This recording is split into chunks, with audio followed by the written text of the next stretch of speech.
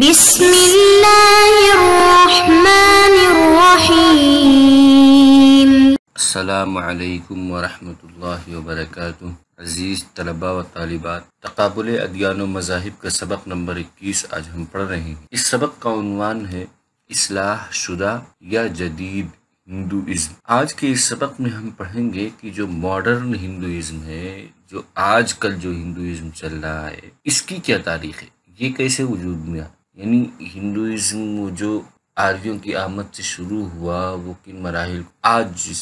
مرحلے پہ ہے یہ کیسے آیا، اس میں اصلاحی تحریکیں شروع ہوئیں، وہ کون کون سی، کیسے کیسے، اسی لیے اس کو جدید ہندوازم کو یہ بھی کہا جاتا ہے، دوسرے الفاظ میں اصلاح شدہ ہندوازم۔ آج ہم یہ پڑھتے ہیں کہ اصلاح کا پس منظر کیا ہے، ہندوازم میں جو اصلاح ہوئی کیوں، اس کی ضرورت کیوں پڑی اصلاح، اس کا کیا بیک گراؤنڈ ہے، کیوں اس کی ضرورت پڑی اور وجہ کیا ہوئی اصلاح کرنے کی، کیا خرابیاں تھیں ہندوازم میں جن کا اصلاح کیا گیا۔ ہندوستان میں اسلام اور عیسائیت کے غلبے سے دونوں مذاہب کے مبلغین سے ہندوازم کے متبعین دوسرا مذہب قبول کرنے لگے۔ غالب مذاہب نے ہندو دھرم کے غلط رسومات و عقائد اور باطل خیالات کی خرابیاں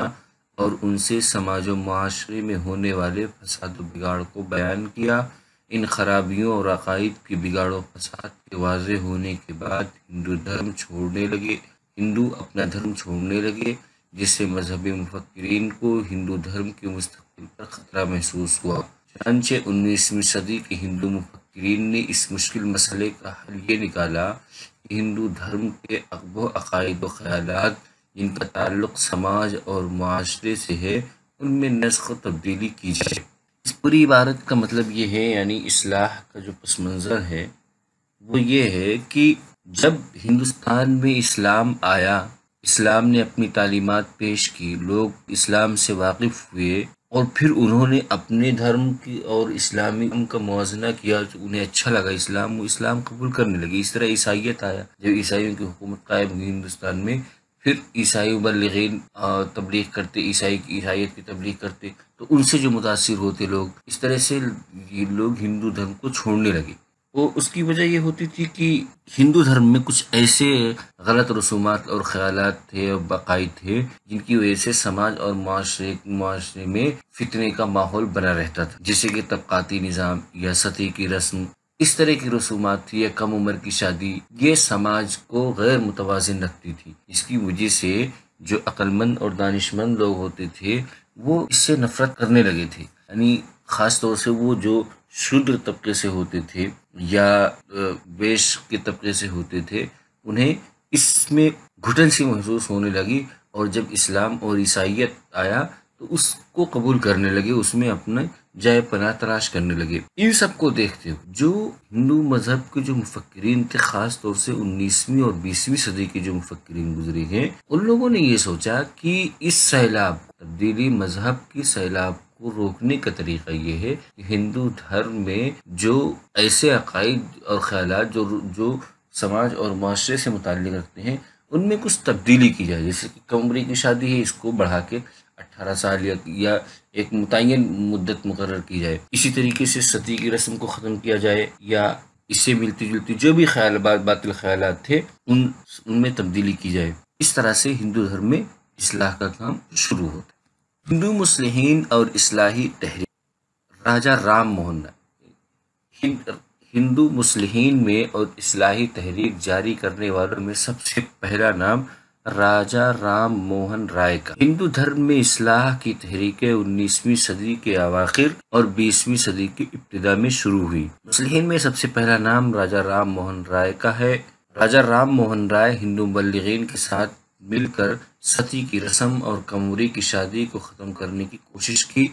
رام موہن رائے واحد وحدانیت کا قائل تھا اور ہندو مت کی بت پرستی اور کثرت پرستی کو روکنے کا خواہش مند تھا۔ رام موہن رائے نے موت کے بعد بھی اپنے اصلاحی مشن کو جاری رکھنے کے لیے برہم سماج کی بنیاد ڈالی، جو بعد میں جدید ہندوازم کی مرکزی طاقت بن گئی۔ اس پوری عبارت کا مطلب یہ ہے کہ ہندو دھرم میں جب اصلاحی تحریک شروع ہوئی تو سب سے پہلے اس کو شروع کرنے والے راجہ رام موہن رائے۔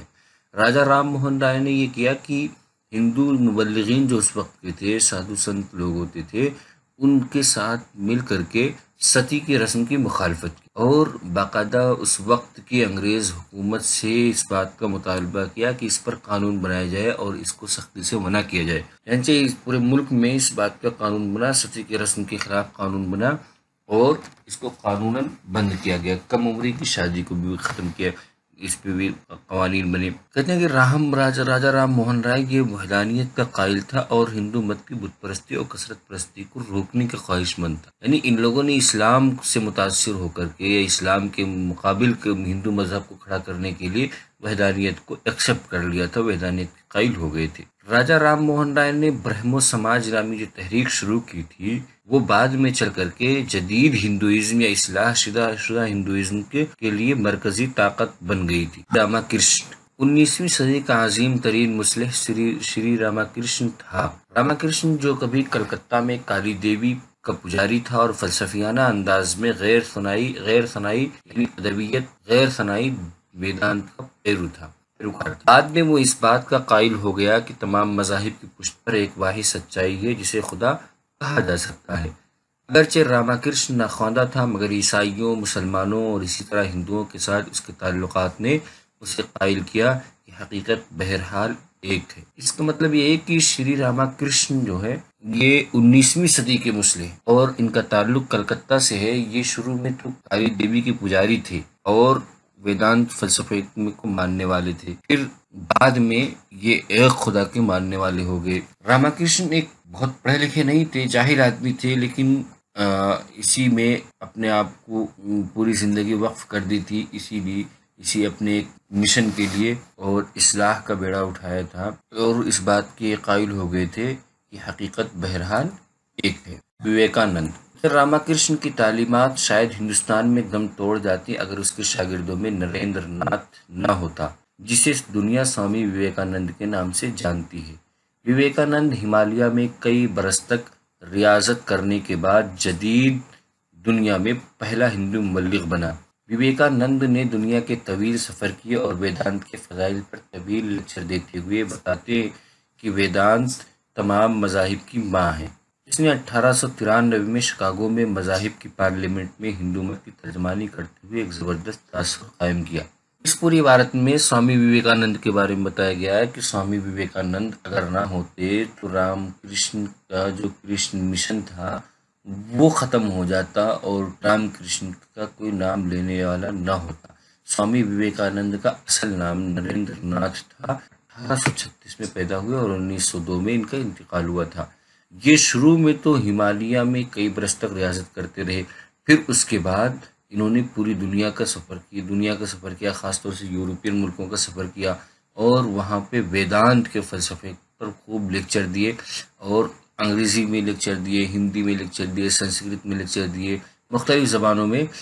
لیکچر ویدانت کے فلسفے پر لیکچر دیتے ہوئے ثابت کیا کہ ویدانت جو ہے یہ تمام مذاہب کی ماں ہے۔ چنانچہ 1893 میں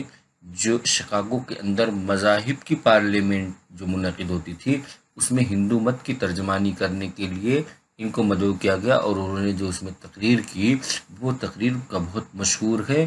آج بھی دنیا اس تقریر کو پڑھتی ہے۔ وہ تقریر تحریری شکل میں بھی ہے، کتابوں میں اس کو نقل کیا جاتا ہے۔ مہاتما گاندھی 20ویں صدی کا مشہور ہندوستانی مسلح موہن داس کرم چند گاندھی تھا۔ مہاتما گاندھی 2 اکتوبر 1869 کو گجرات کے پوربندر میں پیدا ہوئے۔ گاندھی کو برطانوی راج کے اختتام پر مذہبی تصوریت اور سول نافرمانی کی یکجا کرنے کے ذریعے ہندوستانی لوگوں کے لیے سیاسی اور معاشرتی فوائد حاصل کرنے پر بہت زیادہ یاد رکھا جاتا ہے، اس لیے اس کو بابائے وطن کہا جاتا ہے۔ سول نافرمانی اور اہنسا کو اپنانے کے ساتھ گاندھی جین مت کسی حیات کو ضرر نہ پہنچانے کی تعلیم سے بھی متاثر تھا۔ گاندھی کے اصلاحی کارناموں میں سب سے بڑا کارنامہ یہ ہے کہ اپنی تحریر و تقریر کے ذریعے جدید ہندوازم میں اس نے چھوا چھوت کے رواج کو کم کرتے ہوئے طبقاتی نظام کو تحفظ فراہم کیا۔ اس عبارت کا مطلب یہ گاندھی جی کے بارے میں بیان کیا گیا کہ مہاتما گاندھی جنہیں بابائے قوم بھی کہا جاتا ہے، انہوں نے یہ 20ویں صدی کے ہندوازم کے سب سے بڑے مسلح مانے جاتے ہیں جو 2 اکتوبر 1869 کو گجرات کے پوربندر میں پیدا ہوئے تھے۔ اور ان کی جو اصل شہرت یہ ہوئی تھی کہ یہ برطانوی حکومت کے سخت مخالف ہیں اور انہوں نے ہندوستان کو آزاد کرایا۔ دراصل یہ تھے برطانیہ سے تعلیم یافتہ تھے، قانون داں تھے، بیرسٹر تھے، لیکن ایک برہمن خاندان میں پیدا ہونے کی وجہ سے یہ ٹھیٹھ برہمن تھے اور ہندوازم کے سخت پیروکار تھے، اور ہندوازم میں اصلاح کا کام سب سے زیادہ گاندھی جی نے کیا۔ ہندوازم کی آج جو موجودہ شکل ہے وہ گاندھی جی کا دیا ہوا ہے۔ گاندھی جی کا سب سے بڑا جو کارنامہ یہ ہے وہ اہنسا کا فلسفہ ہے، عدم تشدد کا۔ اسی عدم تشدد، اسی اہنسا کے فلسفے کے تحت انہوں نے جب امبیڈکر، ڈاکٹر بھیم راؤ امبیڈکر کی سرپرستی میں شودر ذات کے لوگ جو ہندوازم میں چوتھا طبقہ ہوتا ہے وہ ہندو دھرم چھوڑنے کے لیے بڑے پیمانے پر تیار تھے، اس وقت انہوں نے ان کے خلاف قسم کی جنگ چھیڑ دی اور چھوا چھوت کی جو رسم ہوتی ہے، شودر کو نیچ اور چمار کہنے کے بجائے انہوں نے ہریجن کا لقب دیا ان کو، یعنی یہ ہری کی اولاد، ہری کی اولاد کہا، یعنی یہ کہا یہ ہندو دھرم میں جو ایک دیوتا ہے ہری، ان کی یہ اولاد ہیں، یہ ہندو کا ہی ایک حصہ ہے۔